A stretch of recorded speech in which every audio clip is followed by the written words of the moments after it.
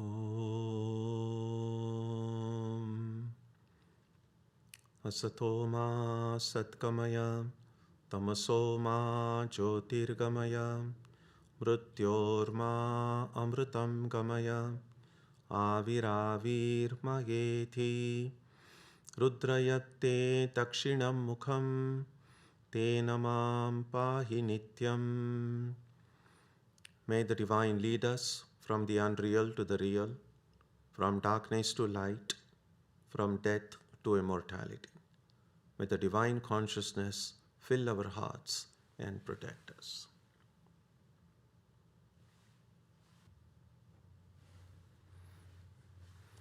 Last week, we saw the very important idea in the Gita, and that is about Buddhi Yoga.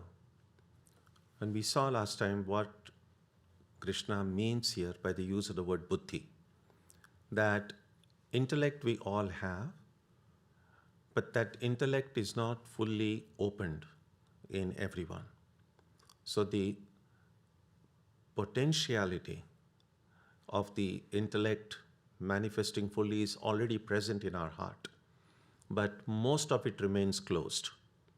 And most of our day-to-day activities that we carry on is a little bit of opening of that buddhi is enough for most of our general activities in the day.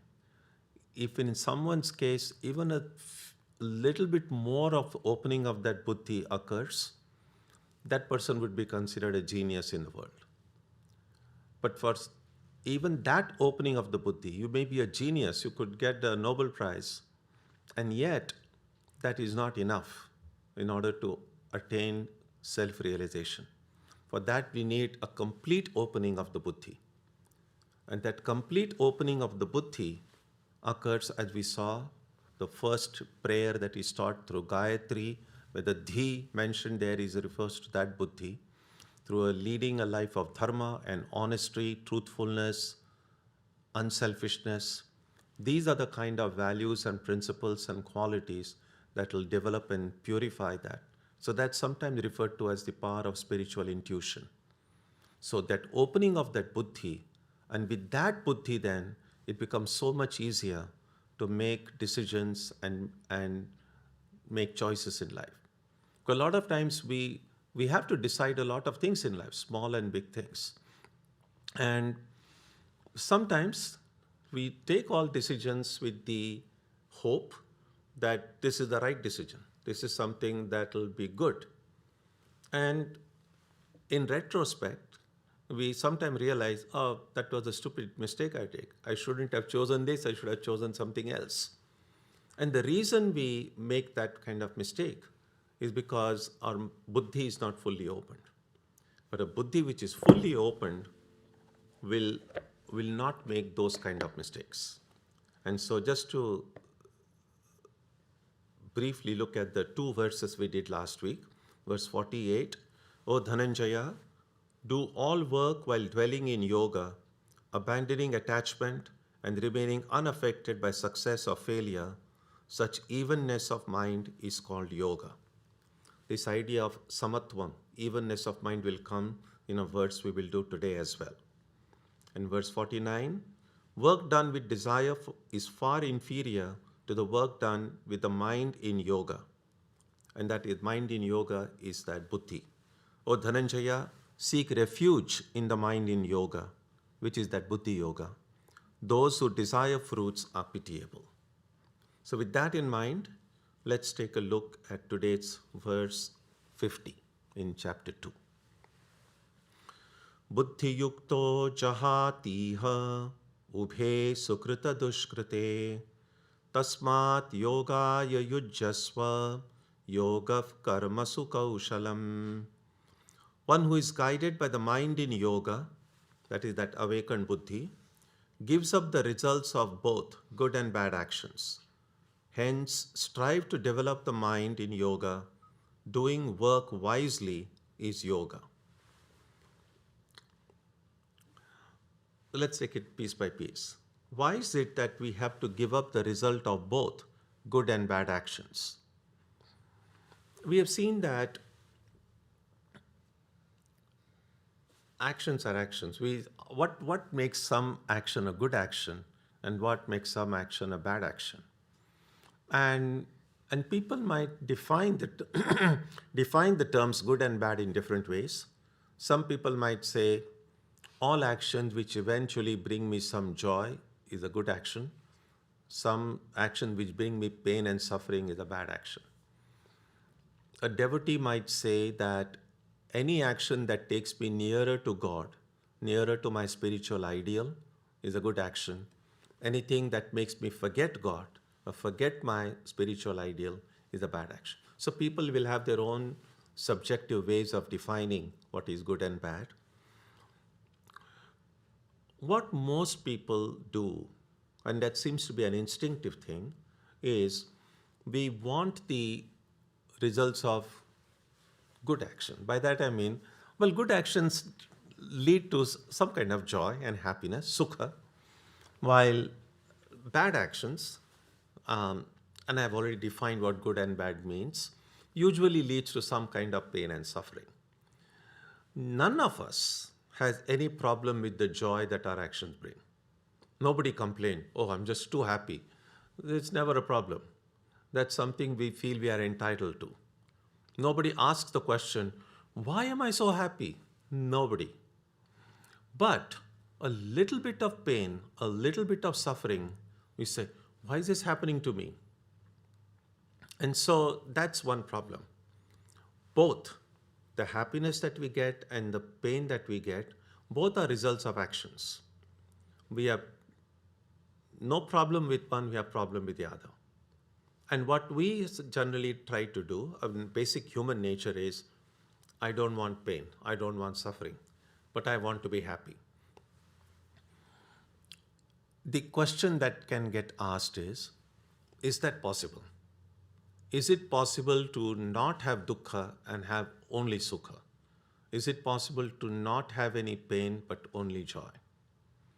And the answer that the Gita gives is, in this relative world in which we live, that's not possible.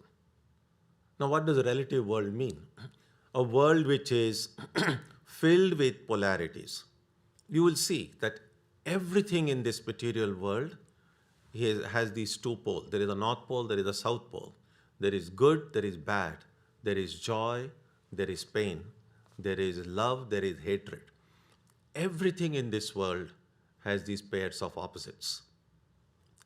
And you can never, there is good, there is bad. There is good in the world, there is evil in the world.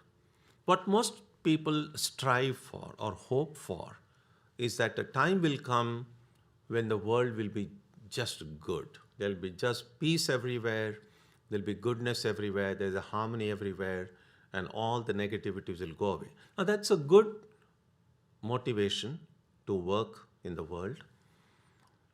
But if we are realistic about it, and we look throughout history, there had never, ever been a time when we can say whether everything was chaos or everything was good. It's never been like that. It's always been a mixed picture. There's always been good and bad. Sometimes it might seem as if one is a little bit more than the other. It's like high tide and low tide. It just kind of keeps on alternating between the two.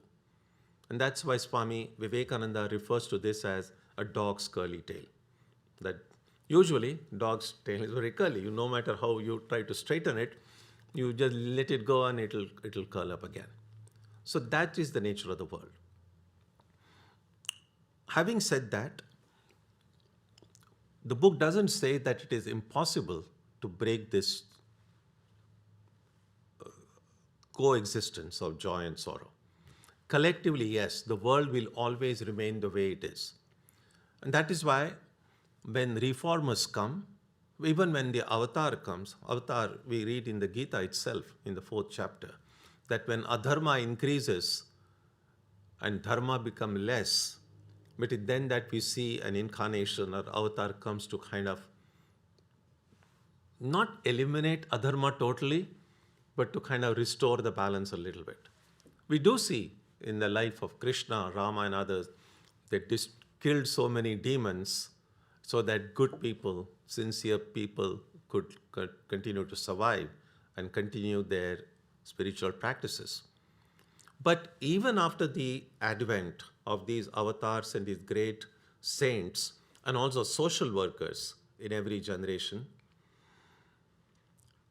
things are pretty much balanced. There is good and evil that has continued to remain. So collectively, it doesn't seem as if the world will change much. But individually, it is possible to change. And that's essentially what the spiritual practice is. That as long as I am completely immersed in the material world, the nature of the material world is what will fill my experience. And that's what we see. Our life, there is both. There is joy and there is pain. But if I have the courage to not just say no to pain and suffering, but also say, I don't want this material joy. Because the two, just like obverse and reverse are the same coin. You can't say I only want one side of the coin. If you want a coin, you can get both the sides. And so that is what is meant here, who will give up the results of both good and bad actions. If I can, and that's what karma yoga is, that I'm going to continue to do what is good, continue to do what is right.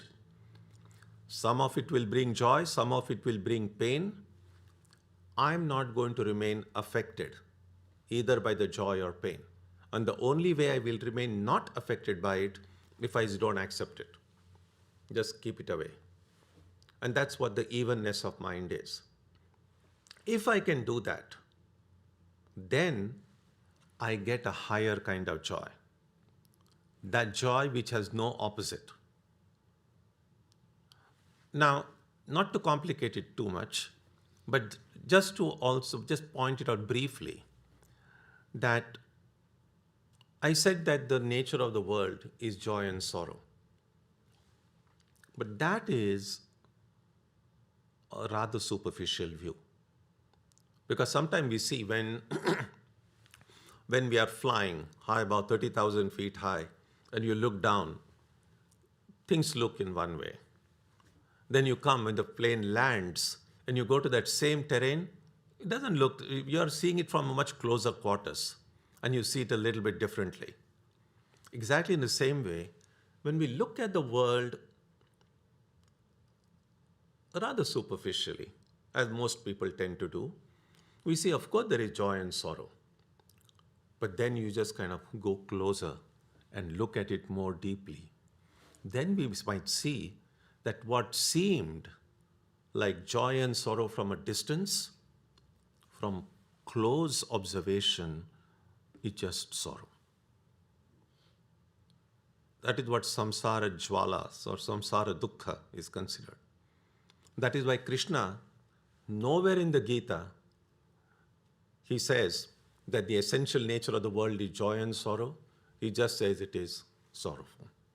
Anityam asukham lokam imam prapya bhajasva mam. Meaning, Krishna tells Arjuna, having come to this world, which is anitya, transient, everything is perishable, asukha, joyless. Now it's sound like a very pessimistic statement. The world is joyless. The idea is, even what I think is my pleasure and joy now may not be so. And one example clearly is, suppose you love ice cream and you haven't had ice cream for a long time and then you miss it. I say, my heart longs for ice cream. So if you have not had ice cream and you want it and it's not available, it's painful. But then someone brings ice cream and then you are delighted and then you eat it and you're so happy. But they have brought a lot of ice cream. You had one scoop and said, no, take one more. And then maybe you have had 4 or 5 or 6, or if you have a greater robust way of eating, then you may have 10 scoops and you're still enjoying it. But they say, no, have more. And if you keep on eating more and more in a single sitting, then that same ice cream, which gave joy in the beginning, it's going to bring so much more pain. Which really begs the question, was that joy in the ice cream itself? Because how come the same object at one time could give me so much joy and after some time can bring so much pain? And that's essentially the story of life. That what seems joyful, that's why there is one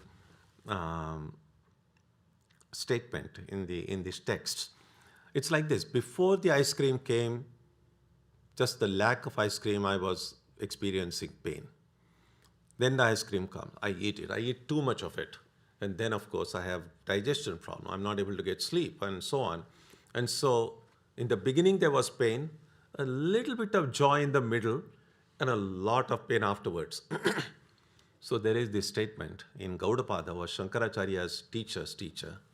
He says, Adau ante cha yan nasti, madhyakalepi tat tatha, which means, very simply, that which is not there in the beginning and not there in the end is probably not there in the middle also. And so in the beginning, there was no happiness before the ice cream arrived. Afterwards, when I had too much of it, there was pain. And in between, there was a little bit of happiness. So in the beginning, there was no happiness. In the end, there was no happiness. So the word says, probably that happiness in the middle was also an illusion. Now, this might be like, no, but I did experience happiness. But you see, one of the reasons we say dreams are not real is exactly because of that. Because before I started dreaming, before I went to sleep, there was no dream. So before there was no dream, when I wake up next morning, the dream world has vanished. So the dream world didn't exist before I went to sleep. It doesn't exist after I wake up. It kind of seems to exist when I am dreaming, but because it was not there in the beginning and not there in the end, we then say, this was just a dream. It wasn't real. But compared to dream, this world appears to be more real because it was there yesterday. It will be here tomorrow, hopefully. We don't know yet. But so far we see every morning we wake up to the same world. And that is the reason Krishna says in the Gita, if you don't want to pain and suffering from your actions, then you must have the courage to say, I'm not looking to the joy and pleasure also.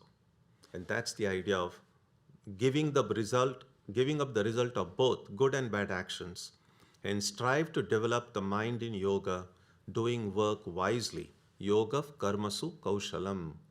And this briefly I can say,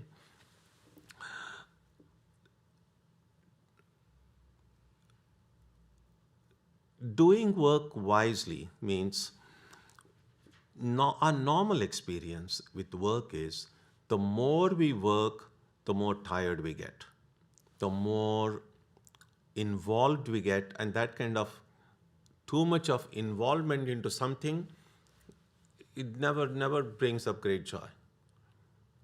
And so, is there a way to work? And at the same time, we have seen work is not something optional.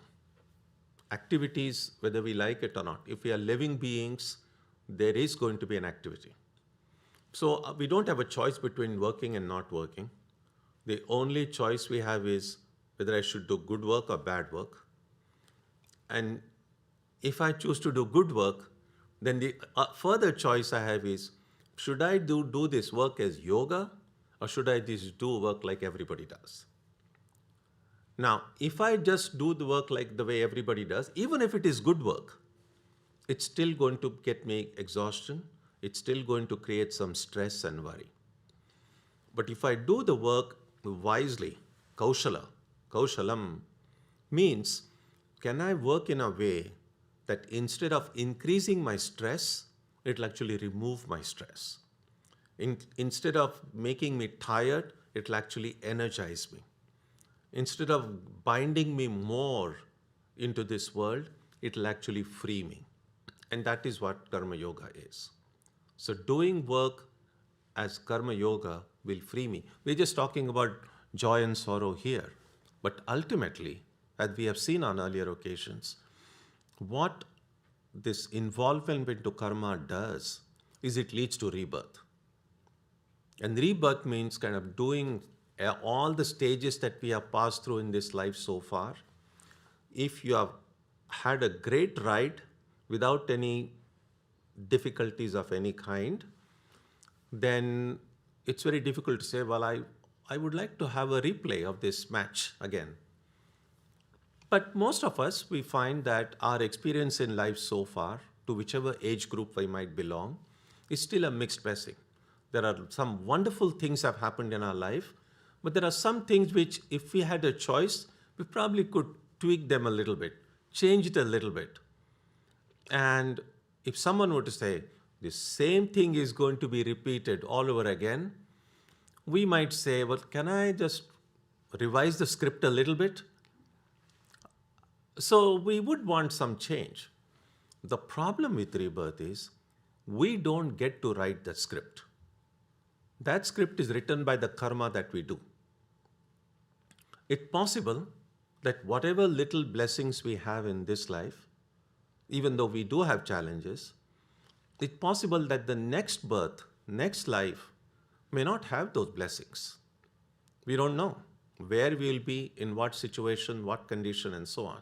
We're not even sure whether it will be a human birth. And so, if we believe that we have more freedom than an ant, then we don't want to be reborn as an ant. Then the only thing we can do now is, and that's what these texts have pointed out, the preciousness of human birth. That we are born as human beings is a great blessing. God knows how many millions of births in different species we might have had before we got this human birth. And if we don't become free, attain moksha now, we don't know again how many millions of births. Don't be too sure that next birth will be a human birth. And so how many millions of births we have to take before we might get a human birth, and again, we're not sure in what situation. In other words, whatever the challenges we might have, and everyone has different kinds of challenges, am I making the best use of the opportunities, the time, and the energy I have? That's what a seeker says, and that is what is meant by saying yoga karmasu kaushalam, doing work wisely. Work that will lead me to freedom, not work that will lead me to more bondage. 51. Karmajam buddhiyukta hi phalam tyaktva manishinaha janmabandha vinirmuktaha padam gacchantyanāmayam. Endowed with the evenness of mind and renouncing the fruits of their actions, the wise become free from the bondage of birth and death and go to the state which is beyond all hurdles. Anamayam, where there are no hurdles, no obstacles, no difficulties of any kind. So the only way, and that's what we want really. Our mistake is we try to seek that state in this world, which doesn't seem possible. Because we are in this world, we are kind of, whatever happens to the world happens to us. The only way is to try to just go beyond. It's a little bit like when I'm dreaming, and in that dream, I'm in an area where there is a big tsunami or an earthquake, or think of any natural calamity you want to think of, or a financial difficulty. Think of any kind of a difficulty. One way to deal, when I'm in a dream, I don't know it's a dream, and I'm having all those difficulties.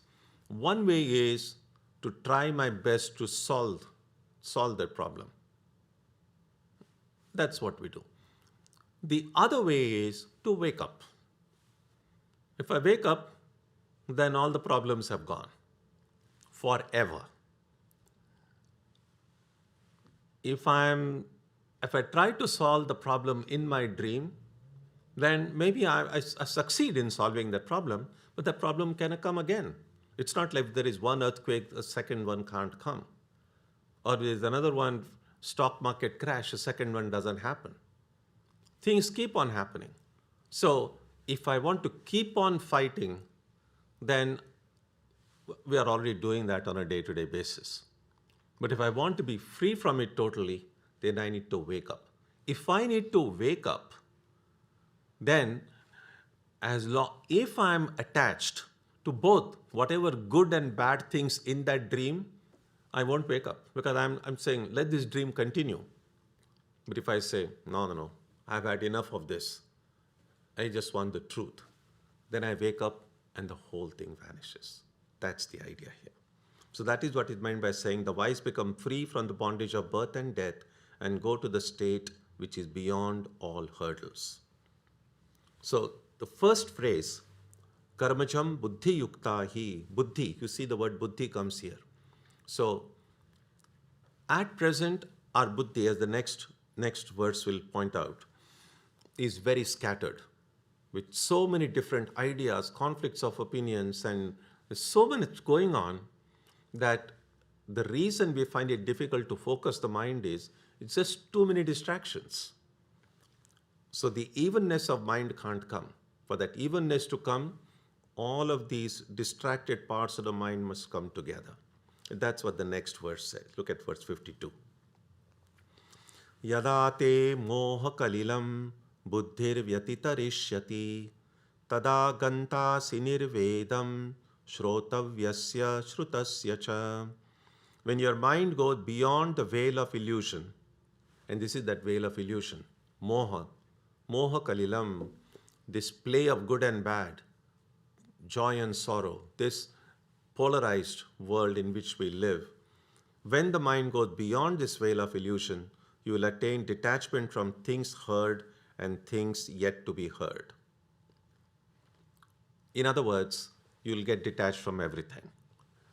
And verse 53, Shruti vipratipannate yada sthasyati nischala samadha vachala buddhi tada yogam avapsyasi. When your mind, wavering between conflicting ideas, becomes steady and is absorbed in the Atman, then you will attain self-realization. This is where the Karma Yoga part of the discussion comes to an end. When your mind, which is wavering between conflicting ideas, and by that is meant what I said earlier, sometimes we think that if I read a lot, then I will understand a lot. Not necessarily, because it depends also on what I'm reading. It's not just going to a library and randomly picking up 50, and you're maybe a voracious reader, just picking up books and read. That probably will create more confusion, create more dilemmas. And so clearly, as we have seen before, our time is limited, our energy levels are limited. There are really so many books. How many books can a person read? No matter how long your commute is, how many audio books you can listen to, how many podcasts can you listen to? It'll be still a smallest fraction.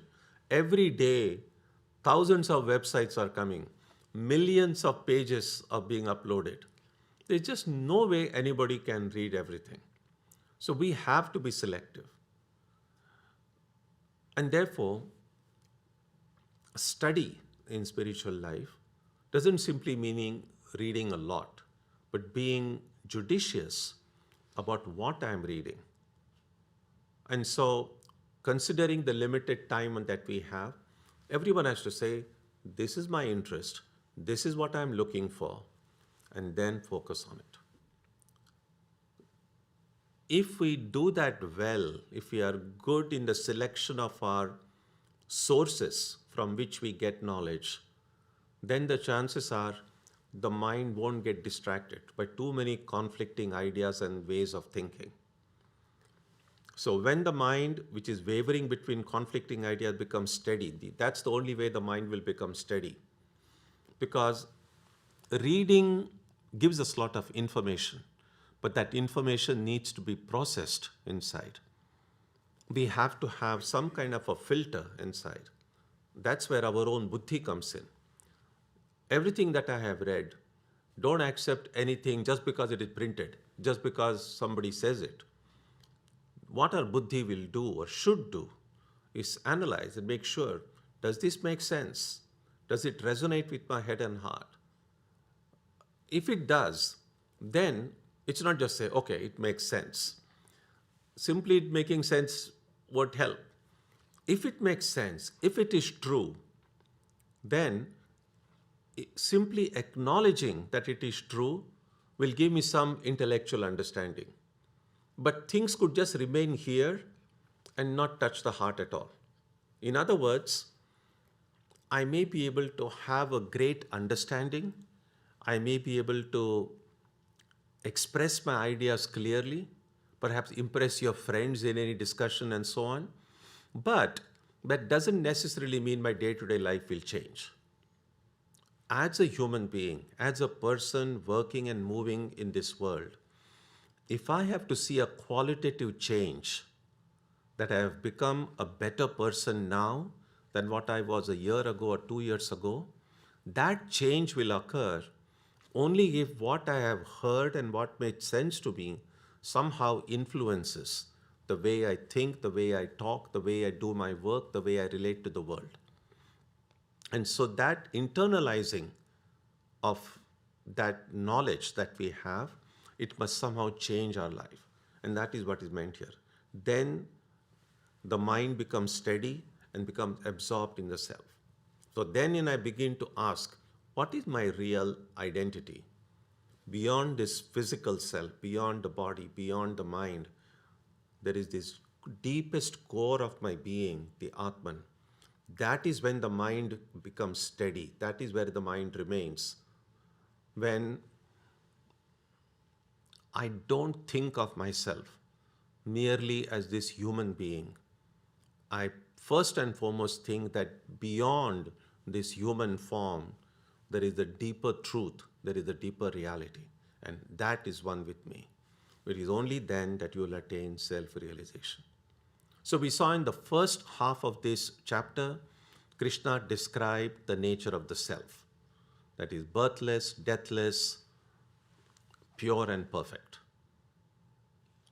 And then he pointed out that in order to know the nature of the self, not just know intellectually, but to experience it, you need to modify the way you're working. And that's how these 5 or 6 verses that come here in this Karma Yoga section, these point out that how I should work in this world. What is the scope for activities and how to do it spiritually. And if I do it in this way, then the same work will purify my heart. And when my heart is purified, everything that Krishna said earlier about the Atman will begin to make sense. Not simply in an intellectual way, but something in a very personal way. That is that when Krishna says the Atman is birthless and deathless, I will feel I am birthless and deathless. When Krishna says the Atman is immortal, I will feel I am immortal. So that knowledge will come if I have a right attitude towards karma. And so in some ways we could say the basic teaching of the Gita concludes with this: the nature of the self, and then how to attain that experience of the self. And in the section that we will do beginning next week is called Sthita Prajna Lakshana. In other words, the question can come after coming up to this point is, has anyone, is this simply a theory, or has someone actually understood the nature of the self, has done work in this way, purified their heart, and have actually become enlightened, have actually attained self-realization? And if someone has done so, how does their life change? What exactly happens in their life? How does a person of realization live, talk, and move? That is the next question Arjuna will ask Krishna. That everything that you have said makes sense to me. Now I want to know that someone who has actually experienced this, how will such a person live? And that section of this chapter we will see next week. So if you have any thoughts, ideas, comments, questions about what we have seen today, you can come. Yeah.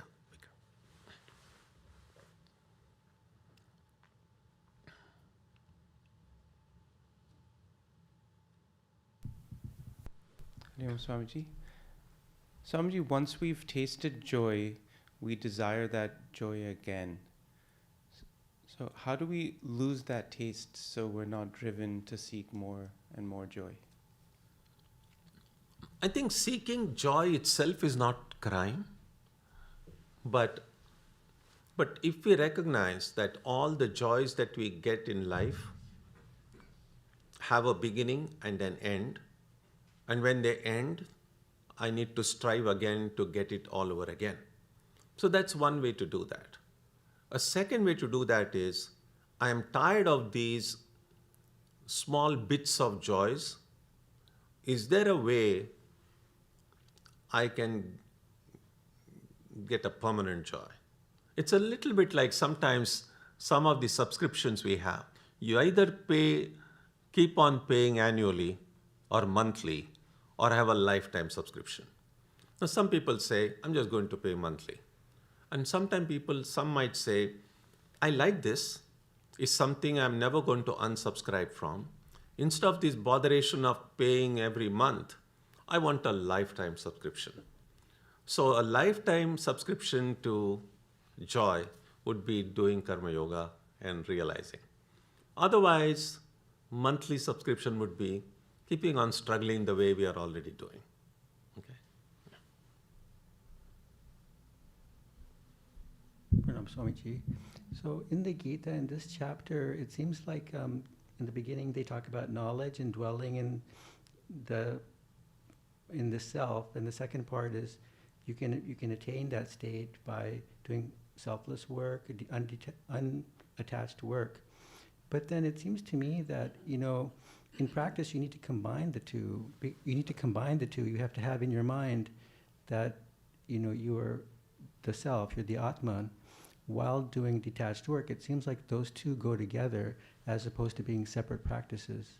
Is that true? Yeah, of course. I mean, they are not separate.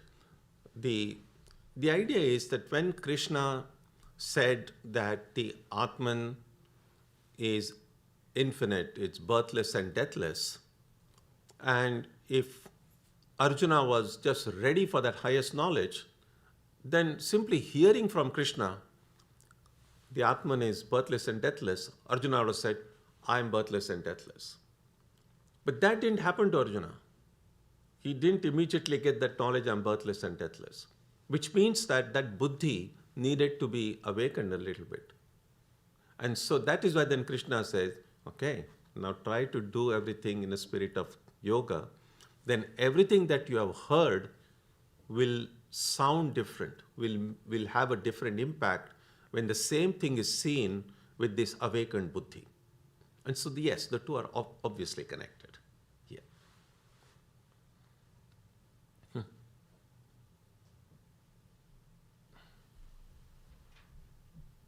Namaskar, Swamiji. Swamiji, my question is, in the life of a Vedanta student, does life get more painful first? In meaning, you said it appears from outside that, or afar, that there's joy and sorrow. But then as you look closer, you see that there's only sorrow. But so as you start to see that more, life does feel more painful. And also then if you compare it to experiences in meditation, like the contrast just seems even more painful. So how do we kind of navigate that internally? No, it's not navigating. It's a little bit like, not once we know that the nature of the world is sukha dukkhatmakam, the joy and sorrow will keep on alternating in life. If we say, yes, they will come, I will try not to get affected by them too much. What many of us want is not be affected by the pain and suffering, but we don't mind getting all positively affected by the joy. It doesn't work that way, because the sensations of joy and the sensations of pain both pass through the same nervous system. And so, if I want joy, then I cannot say I'm just going to keep pain away, but the joyful I want. And so, what a Vedanta student would do is, yes, there is joy and sorrow in life. They will come, usually one after the other. I will try to maintain evenness of mind. Not like being a wall, not just not being affected. So yes, when there are good things happen, as I said, it's not a crime to be happy. So when good things happen, of course we are going to be happy. And that happiness will express itself in some ways through the state of our mind, through the joy that is even sometimes expressed physically. But when there is pain also, again, it'll affect the mind and the body as well, which is natural. But should I allow the joy and sorrow to affect me to such an extent that I get so overwhelmed by both of them or either of them that I become incapable of doing anything further? Then there is a problem. So what a Vedanta student would say is, yes, joy and sorrow will come. I know that both of them are temporary. I will deal with them without losing my balance. It's like joy and sorrow in some ways you could say are exits while you're going on a long journey. And these are like detours. And so if I say, yes, this exit looks good, this exit doesn't look so good, but I'm not going to take any exit and delay my travel. I'm just going to stay on the path. And so, yes, sometimes it's going to be a cloudy, grayish, rainy day, or sometimes it's going to be sunny and wonderful and flowers and either way. And then staying in New England area, we get to see the change of seasons very well. And so if I can remain unaffected, whether the skies are gray and the trees are barren, or whether the trees are filled with flowers and fruits and birds, can I just kind of just remain in a cheerful, peaceful state of mind while all of these changes, not in nature, but in the people around us, and nationally, internationally, and in our workplace and in family, all these things, the changes are occurring. And we can just sit, just as if looking out of the window and seeing this panorama, this 360 degrees, or like a 3D movie that we are seeing right from the time we are born, enjoying it.